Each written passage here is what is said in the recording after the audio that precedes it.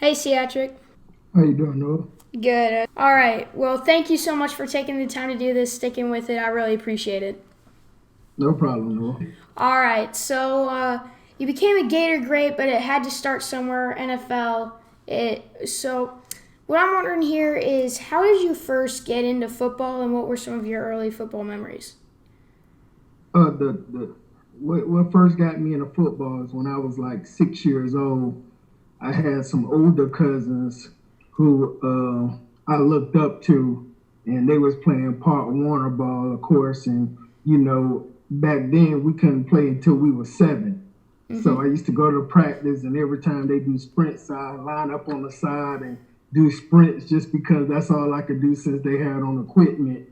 And that's where it all started for me. I played Jack's Beach Park Warner. At the time, my first team was the Jack's Beach Stingrays. They named them after sea creatures, so it was stingrays, sharks, dolphins. The big team was the Hurricanes, and the third biggest was the Seahawks. So I went through all those phases, and my cousins that I looked up to, which all got me started. So you attended Fletcher High School and rushed for 7,479 career yards, Northeast Florida record until Derrick Henry broke it in 2011. That's good company. Um, what were some of your favorite moments at Fletcher, and how did it help turn you into the football player that you became? The favorite moments, I have to say the first time I ever touched the ball in high school, we was going against a linebacker at First Coast, Brian Brunson, and he ended up going to Rutgers, and he was talking trash right before the ball snapped, and my first carry ever in high school went for 80 yards on the varsity team. So that was always a big moment, and just being able to play in a lot of rivalry games. The biggest game I ever played in was against Leon Washington. At the time when we both was coming through our senior year, it was only 107 Division One schools, and at that game we had 101 Division One scouts at our game. So that was a huge moment. To this day, I still think it was like the biggest game I ever been around or been a part of. Where it was that many scouts in one area, and we both was ranked in the top 15 in the nation overall. So that was a huge moment. 101 scouts. That's quite a bit of pressure there, and you came through with that game too. I remember reading about it, and I mean that had to be like good, decent fraction of the capacity there for scouts. So you grew up a Florida State fan, I saw, but you ended up committing to the Gators, and you had a bunch of other offers too, as you were one of the most sought after running backs in the country. Why did you choose Florida over all these other schools? Well, it's crazy. I grew up an old, and they was one of the first teams to offer me. And when they watched me play, the first time they offered me as a running back, and then the second time when they came and saw me play, I played safety, and I was hitting. I played well in the secondary, and they was like, you know what, you make a great safety. And then the following week, Coach Spurrier came to town to recruit one of our old linemen, and he was like, man, who is this running back running behind this lineman? And it was like, man, he's a young kid. His name is Ciatrick. He was like, go get him. That's who I want to offer. And once Coach Spurrier offered me, man, it was a blessing. And he wanted me as a running back. And he didn't really recruit a lot of players personally himself. So I was one of those players. And that meant a lot to me. And the day after he offered me was the day I committed. So, yeah, I stayed with my commitment for a long time, even though I didn't get to play for him. It still just was a blessing to have an old ball coach offer me. Yeah, and getting recruited by the head coach specifically, that had to be amazing, as you mentioned there. And you had a lot of success, of course, in high school. And you mentioned it for your favorite football memories, that first carry. And you seem to have something with first carries. First carry in Pop Warner, you said, touchdown, high school, touchdown, Florida touchdown, NFL touchdown. And so at Florida, your first carry, of course, you scored against UAB. Just can you walk us through that first carry there? Because that really had to be something for you. Well, I wasn't supposed to go on the field, but the running back that I was supposed to go in was at the end, the very end of the opposite side of the field. So he wasn't gonna get in time. And Coach Zook was like, "Hey man, you've been playing great on special team. Go get you one." So I ran in, and inside the 10, inside the 5. I pretty much knew I was gonna score. I was excited, had a lot of adrenaline. It was a moment I've been looking for my whole life, and just being in a swamp, first game of the year with 90,000 people in the stands. I knew I was gonna score, and I just wanted to make sure I held on to the ball, getting into the end zone, and that was the key. And that moment will always live with me because it started my career in college. Yeah, and it started a pretty great one too. You mentioned this to me at Creekside, so you eventually became the starting running back. Of course, you appeared a lot in your sophomore year, and but I asked you where the toughest place to play was, and you said LSU. I thought it'd be a good story for the fans here why that was the case. Oh, man. Anybody who played at LSU, especially a big game nighttime, when they put that tiger beside the visitor stadium in that cage, man, it's special. It's scary, but it's special. You get to see the tiger rock the cage, and it's crazy when he starts to rock the cage because it's like right when he know you have to come out the tunnel. So that was just people hear stories, but actually get to live it and see it firsthand, man. It was big, and that was always one of the loudest stadiums I ever played in. You have the Swamp, you have Doak, you have Auburn, but nothing's like that Tiger Stadium in Baton Rouge, man. It's very different from the fans to the Tiger. Just the whole atmosphere is great. Yeah, not many teams can say they have a live tiger in the stands there, so I can't imagine. I'm not sure if I'd be able to walk out of that tunnel. I don't want to be near a tiger there like that. As long as there's like a big, thick layer of glass there, then I'm cool with it. So you decided to enter the draft after your junior year at Florida, and you were drafted in the fourth round by the Vikings. Can you just walk us through what's going through your head as a prospect getting that call by the Vikings, finding out you've been selected to the NFL?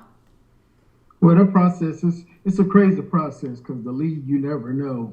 The night before I got a call, the 49ers called me, and it was the Frank Gore pick.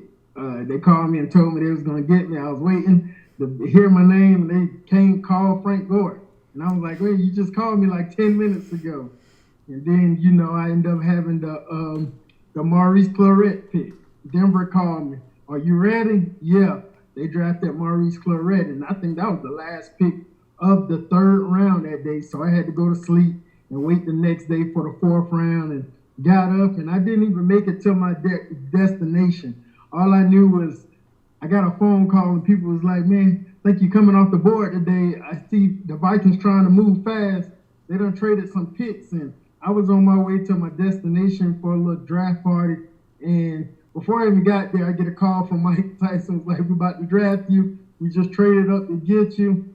And I was like, oh, I appreciate it. And it was crazy. Even before that, the Jaguars called and said, if I'm on the board when they pick, they're going to get me. The Vikings jumped in front of the Jaguars and picked me. And, at the time, I didn't even know what Minnesota was at. I just knew it was cold. And I was like, man, where I'm going? To Canada? And they was like, yeah, we're close by. So, but just being able to hear my name called, what all kids dreamed of, or that play any sport. They just want to hear their name called no matter what round. They just want to hear it called and have an opportunity. So I was definitely blessed with that, and blessed for Mike Tice for believing in me. Yeah, and I actually lived right south of Minnesota in Iowa, and it is freezing. Last winter I was there, it got down to negative 40 one day. I can't imagine playing football in that, but luckily it was in January, so didn't make the playoffs that year. So you, after being drafted there, and you probably don't like the Broncos or the 49ers for that anymore, though. But you got drafted, of course, which is, the main takeaway from that. And NFL, it's completely different level than college. Did you have like a welcome to the show moment there? The adjustment was a little easier than it was college because the NFL is slower than college, but those guys are smarter than college athletes. So the adjustment was a lot easier. So I wouldn't say too much of a welcome to the NFL type moment. The only thing is when you get drafted, you have to pay for stuff for the veterans. So my first game, the whole running back room, all the veteran guys made me go to Popeyes. I almost missed the flight, but you have to get the food. But they held the plane for me because they told Coach I had to go get all these orders. But that was my moment. There's nothing like I never ever spent $1,500 in Popeyes in my life until that. Yeah, that's something I didn't really dream about there growing up. Hey, welcome to the NFL. Go get us some Popeyes. So you mentioned there's an easier process than college, which is a difference here. And so other than the competition and that, what are some of the biggest differences between playing college football and NFL football? So the NFL college is all about talent. I say college is about talent. And, just keep staying eligible. If you're the most talented in college, it's a great chance you're going to play. In the NFL, it don't matter about talent. It's about who likes you at that moment. And that's when you realize it's a business. Like me, I went through from Mike Tice being my head coach, from getting a lot of playing time as a rookie to Brad Childress coming in my second year, getting a little bit of play time. It was crazy because I wouldn't dress unless the starter was hurt, and if the starter was hurt, I would play a lot and even start. So that was even crazier. And then my third year was just like, hey, we know you're here, but we're gonna go out and get the field. So it wasn't about talent at that level. It's about who likes you. And majority of the time, if that coach don't draft you, it's a good chance that you won't be there very long. And that's what happened with me. But I don't regret anything I ever did, and it's just a blessing to be at all the places I've been. So.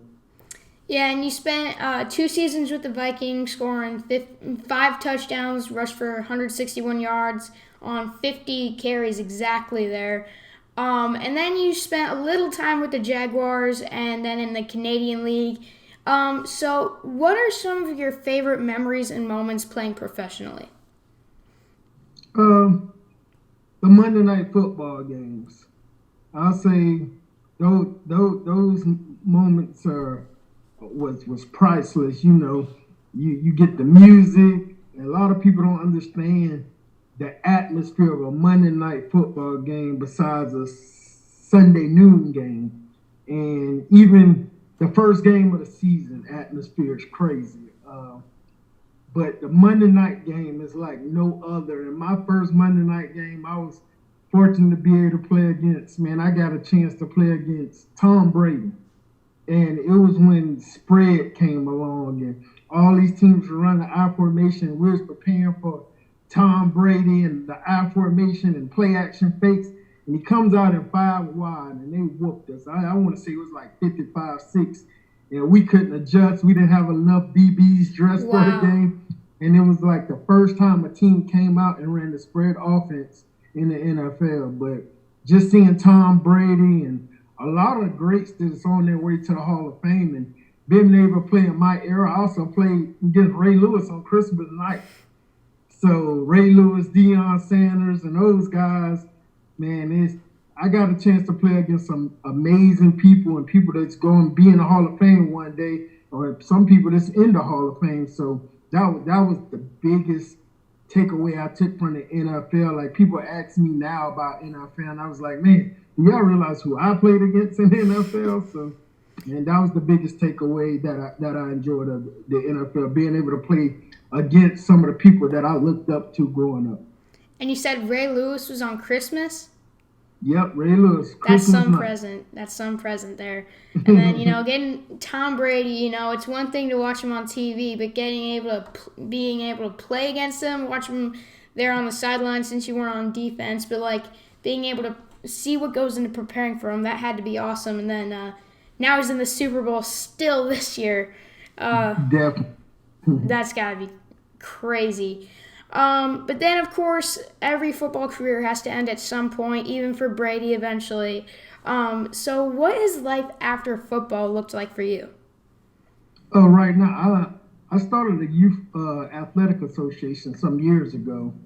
Um, Showing kids, we play sports, but that's not the main focus. My main focus with that is always trying to show them that it's going to be a life after sports. Sports going to come to an end, just like you said, and I try to show them a different side of the athlete, make them focus on academics, make them focus on what do they want to do in football, when football, basketball, any sport they decide to play, what you want to do when that's over. So I've been pushing kids in that direction. I've been doing a lot of mentoring kids, trying to keep them on a straight and narrow. And also, I help kids get in the college, girls basketball. I use my name. I don't charge people. I just like helping people and like want to see kids prosper and achieve a dream that I once had and got the chance to achieve. So if I can help somebody else do that, that it's always prideful for me. So that's what I'm doing now, and just out here training and mentoring because for a long time I didn't have a plan B, and for my first year outside of football, it was frustrating when nobody hired me. They say I was overly qualified. They couldn't pay me what I made in the NFL. So, I had to come up with a plan B and something on what I love to do, and it was helping people. So, if I could help in the sports realm, that was the best way to go for me. So I'm enjoying life, married, watching my kids grow up, and just living life. That's awesome. That organization and not charging them too. That's some amazing stuff. That's really awesome. And so to finish out the interview here, I have some fun questions, more off the field. Would you rather's? You be up for them? Yep, gotcha. All right. So this is my main one here. Would you rather eat Italian or Mexican food? Whew, Mexican. That's you see. Only one other person has answered Mexican, and that's actually Evan McPherson, the Gators kicker, right now. So that's pretty funny. The Gators like Mexican. All right, so would you rather play another game for the Gators or the Vikings? Gators, easily. And then last one I got for you, would you rather play board games or video games? Board games in my household. Well, all right, you and my mom would get along perfectly there. Board games. I choose video games here. And thank you so much for doing this interview with me. I really appreciate it. No problem. Thank you for having me. No problem here. That was awesome. Viewers, make sure to like and subscribe. And then again, thank you so much for taking the time to do this. Gator's great. It was amazing talking to you. Yes, sir. Appreciate you. No problem. All right. Have a nice day. You too.